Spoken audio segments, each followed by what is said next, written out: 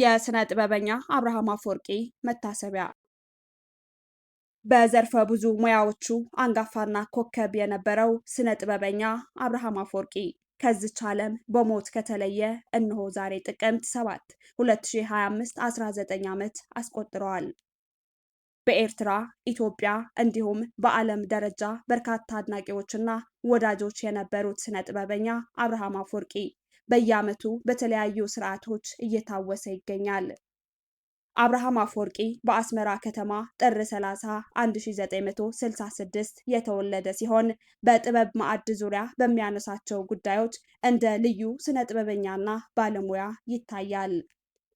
አብርሃም ከስነ ጥበባዊ ፍሬዎቹ በተለየ መልኩ ባህላዊ መሳሪያዎች ማርቀቅና መለማመድ ላይ ይመራመር እንደነበር የቅርብ ሰዎቹ ይመሰክራሉ። ከምንም በላይ አተሐሳስባና እንተ ሀፍቲሙ ወዮ ድኽነትና ሽዕኽቲሙ የሚል የሙዚቃ ፍሬው የሰዎች አስተሳሰብ ለለውጥና ብልጽግና ምን ያህል አስፈላጊ መሆኑን የሚያስረዳና በበርካቶች የጥበብ ቤተሰብ የተደነቀ ስራ አስፍረዋል። የአብርሃም አፈወርቂ አሟሟት ጉዳይ በህጋዊ አካሄድ ሊመረመር ባለመቻሉ እስካሁን ድረስ አከራካሪ ሆኖ እየቀጠለ ይገኛል። ይህ ሁኔታ ለአንዳንድ አድናቂዎቹ እንቆቅልሽ ሲፈጥርላቸው፣ ለአንዳንዶቹ ደግሞ በጥርጣሬ ዓይን እንዲመለከቱት ያደረገ መጥፎ ድርጊት መሆኑን በሰፊው ይታመናል።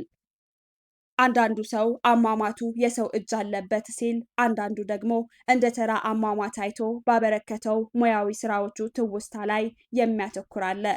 አሜሪካዊው ድምፃዊ ቱፓክ አማሩ ከሞተ 30 ዓመት ገደማ ያስቆጠረ ቢሆንም አንዳንድ አድናቂዎቹና ወዳጆቹ ካላቸው ከፍተኛ አድናቆትና መውደድ የተነሳ ቱፓክ በህይወት ተሰውሯል ይሉታል።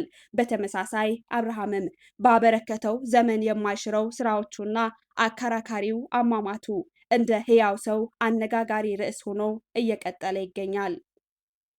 ለአብርሃም አፈወርቂ ቤተሰቦች በድጋሜ መጽናናትን እንመኛለን። ለአድናቂዎቹም ደግሞ ፈጣሪ ያበረታችሁ ዘንድ እንመኛለን።